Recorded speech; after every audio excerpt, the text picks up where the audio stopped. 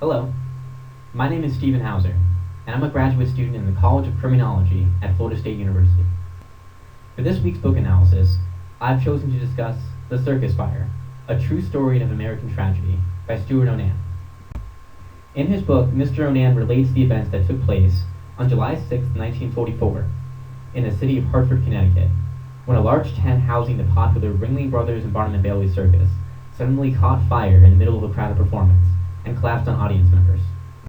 The fire resulted in the deaths of 167 people, and many other circus goers were seriously injured.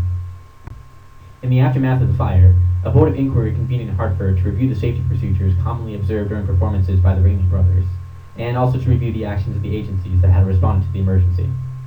The board determined that the actions taken to mitigate the possibility of a fire by both the circus and the city government were insufficient, a finding that was magnified by the numerous lawsuits filed against the circus for negligence. The findings of the board eventually led to significant reform in fire safety procedures on the local, state, and national levels.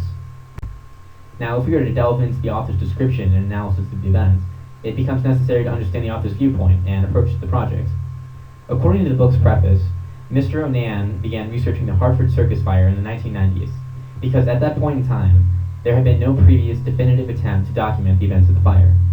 Now, this event is one of the deadliest fires in Connecticut history, so there was naturally a great deal of post-disaster media coverage.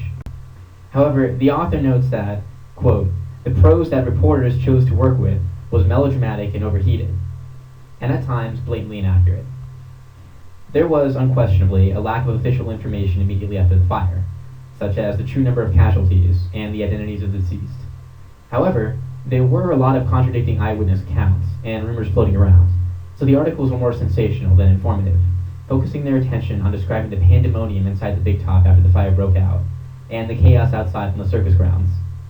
A week and a half after the fire, more details about the event began to emerge, but the focus on survivor stories was still in play.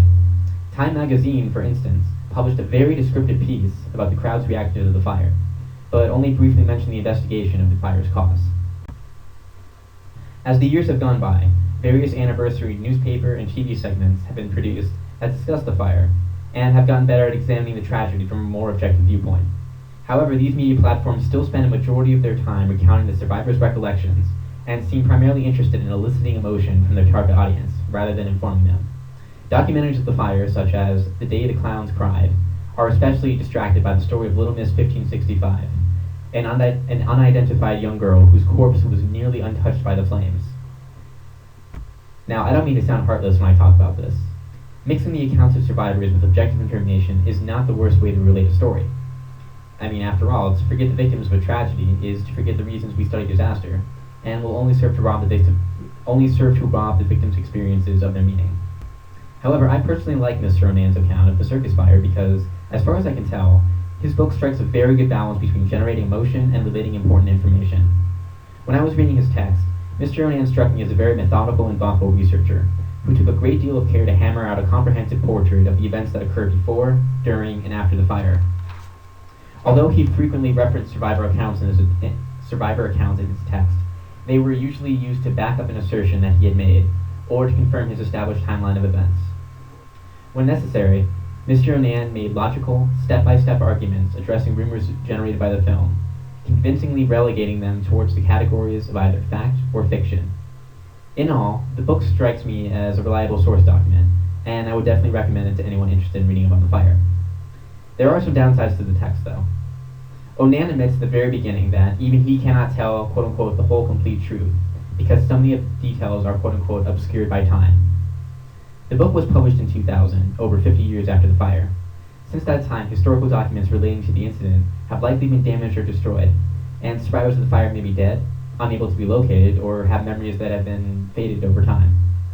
Another common issue I found while researching this disaster is that many minute details differ between Mr. Onan's account of the fire and other sources. Such as the total number of people in attendance, the number of people killed or injured in the blaze, the cause of the fire, the exact amount of time it took for the fire to completely encompass the tents. All of these statistics and more tend to vary, sometimes in a significant way. They tend to vary between different accounts of the fire. To the credit of these sources, though, the general timeline of events remains the same. Now for a little storytelling. From Onan's narrative, we find out that the circus was set to arrive in Hartford on July 5th and leave the morning of the 7th. The Ringling Brothers Big Top, the large tent that the show would take place in, was 320 feet long and 120 feet wide, and could hold about 9,000 people. On July 6th, the day of the fire, there were about 8,700 people in attendance. The show started around 2:30 in the afternoon. When several minutes into the performance, the fire began to burn the tent's canvas sidewall behind the southwest bleachers. After several seconds, the flame attached to the roof and spread rapidly up and around the west end of the Big Top. Spurred by the wind, the flames quickly moved east towards the other ends. The fire ate the tent quickly, and after burning the ropes supporting the poles in the ceiling, the tent collapsed on the heads of the people that were trying to escape. Central to our understanding of this disaster is recognizing the hazards that members of the audience faced. Onan does a good job listing the impediments the public faced to escaping the tent, and the factors that made the situation worse. To start with, the structure of the tent was highly susceptible to fire damage. The roof of the Big Top was treated with a mixture of white gasoline and paraffin. Paraffin was a waxy solution used by Ringling Brothers to waterproof the tent.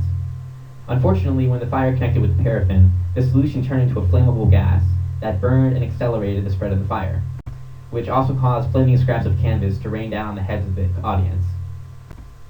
The walls of the tent were also staked into the ground to prevent people from easily pulling up the canvas and sneaking in to see the show, which simultaneously made it difficult for people to get out when the fire actually started. The layout of the interior was also hazardous. Now, if you take a look at the center of this diagram, you can see two circles labeled Animal Acts, with tunnels leading away through the north entrances. The tunnels are actually hollow chutes made of metal bars that the animals would pass through in order to get to the arena. The chutes were about 5 to 6 feet high, and to bypass them, a person would need to ascend a high set of stairs directly over the animal tunnel. During the fire, a lot of casualties resulted from pileups at these chutes, as people trying to crawl over the bars would lose their balance, fall, and be trampled by the crowd below. It also certainly didn't help that 2 of the 9 exits were blocked outside the tent by circus equipment. Many people sat in the grandstands at the north and south ends of the arena. Each grandstand was only accessible by clambering over the animal chutes and squeezing into the single, narrow entrance at the foot of the stand that was being kept closed during performances. The front of each stand was protected by horizontal iron bars, making it hard for someone to climb up and over. Inside the grandstands, space was extremely narrow, as ushers would commonly overlap chairs to make room for extra people. The wooden boards that formed the walkways were unevenly placed, making it easy to trip or get stuck between them. These factors complicated people's ability to evacuate. The lack of room led to a mass of people pressing down upon one another, which prevented people at the bottom rows from climbing up the bars. The weight also stopped the section doors from opening up, so people could not get out of the grandstands. Now, the circus did actually have fire prevention plans in place, but they proved to be highly ineffective. The circus maintained 4 water trucks used to wash off animals and booths, but the trucks could not reach the flaming canvas in time to put out the fire. The circus also owned roughly 46 fire extinguishers, but none of them had been distributed throughout the tent prior to the show. The best chance of stopping a fire lay with the seatmen, a group of circus workers who stayed under the bleachers in the grandstands to ensure the stability of the seating platforms, to catch people who were trying to sneak in, and put out fires before they started. However, there were too few of these seatmen on the day of the performance, and some of them were new and not very well trained. The seatmen did notice the fire soon after it started and attempted to put it out with buckets of water, but they failed. Circus members had also never performed fire drills or been taught any fire safety techniques. In all, Onan paints a compelling picture of a negligent circus company and rightfully praises the efforts of those who responded to the fire: the police, the firefighters, the medical personnel, and the thousands of volunteers who showed up from surrounding cities. Unfortunately, the author fails to elaborate on the negligence of the Hartford city government, but this topic is discussed further in Cohen Bollier's book on the litigation stemming from the disaster. These authors relate the findings of the Hartford Board of Inquiry as they examine the factors which contributed to the disaster. The board first placed blame on the city's Public Building Commission. The commission had allowed Ringling Brothers to draw up the lease for use of the fairgrounds with no, quote-unquote, no reservations whatsoever with respect to safety and sanitation. The commission had also failed to properly inspect the fairgrounds prior to the Ringling Brothers performances, and had not informed police, fire, and other important personnel that the fairgrounds were to be used for a circus.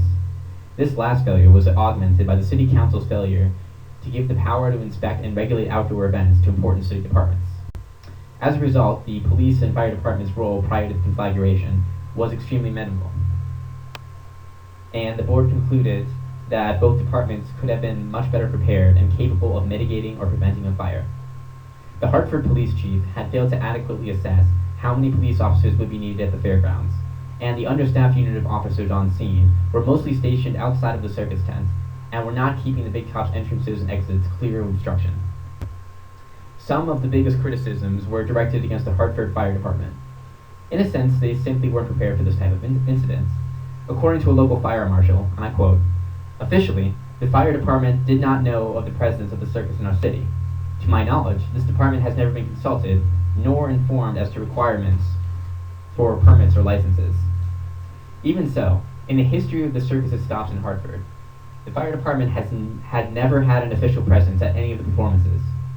In other cities, fire departments regularly inspected circus grounds, remained present at the scene of every show, and prepared hose lines that ran to the main tent. In Hartford, there were no alarms or nearby hydrants to facilitate fire safety, and the city's fire prevention bureau was sparsely populated to the point of ineffectiveness. By the time firefighters made it to the fairgrounds, it was too late to put the big top out. Now, obviously, this multitude of problems could not go unaddressed, so the question is, what changes were brought about to solve these issues? After reviewing the evidence, the Board of Inquiry made a series of recommendations that were soon adopted by the Hartford City Council as local municipal code. Among the recommendations adopted by the council was a stipulation that city agencies need to be notified prior to the rental or licensure of any property for public assembly, and that the city council would begin giving the city's agencies more inspection and regulation powers. This increased the level of horizontal coordination, allowing for a more open passage of information between partner agencies. The board also recommended that agreements between visiting organizations and city authorities should state that visiting organizations would follow local codes and ordinances to the letter. The local police commissioner also distributed a memo to all of his police chiefs and fire marshals, setting new standards for indoor seating arrangements at traveling shows, adequate numbers of aisles and exits, and a lower maximum capacity. At the state level, Connecticut conducted its own fire safety investigation. The recommendations made from this investigation eventually grouped together in a bill that was presented before the 1945 Connecticut legislature, where it was unanimously passed. The state gave power to local cities in their dealings with traveling circuses, while strangely excluding other forms of traveling entertainment. The state decreed that local building inspectors, fire marshals, and mayors, or a mayor's designee, must closely examine a circus's grounds and equipment to ensure safety before issuing permission for a circus to perform. It also required large circuses to check in with the state fire marshal before performing, and gave power to state police commissioners to make and enforce, quote, regulations regarding seating, exits, lighting, firefighting equipment, smoking on the premises, police protection, and other safety-related concerns, with the possibility of a fine or jail time for failure to comply with local regulations. Finally, there were national-level effects of the fire that trickled down to local and state governments. Ringling Brothers began using a different fireproof compound to lather their big tops with.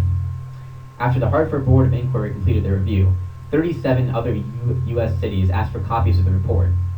These cities began implementing some of the recommendations made by the board into their own city codes. The following is a quote from Cohen and Bellier's review of the legislation. The report endorsed a series of technical fire safety guidelines issued by the American Standards Association in the wake of the fire. The new national code, drafted with the assistance of Hartford building inspector and several Hartford insurance executives, stipulated minimum fire safety standards for circuses, fairs, carnivals, exhibitions, contests, gospel meetings, auctions, or other public assemblage. The guidelines cover such issues as the minimum number of exits, exit and aisle passages, fastening of seats, flame-proofing materials, combustibility of wood and wires, amount and location of firefighting equipment, training of personnel, use of ventilators to draw off heat and gases in the event of a fire, and emergency lighting systems to ensure against panic during power failures. End quote. That was a lengthy one. The National Fire Protection Association also developed a set of recognized guidelines to regulate tent productions entitled NFPA Standard 102. Unfortunately, I was unable to obtain a full online or print copy of these regulations because the cost to view the material is rather expensive. I did find a copy of its table of contents and the scope that it covers. The document outlines special requirements for exits, grandstands, bleachers, seating, and fire protection that need to be followed. The effects of the circus fire also reach into the modern day, inspiring a higher standard for the inspection of buildings in major cities.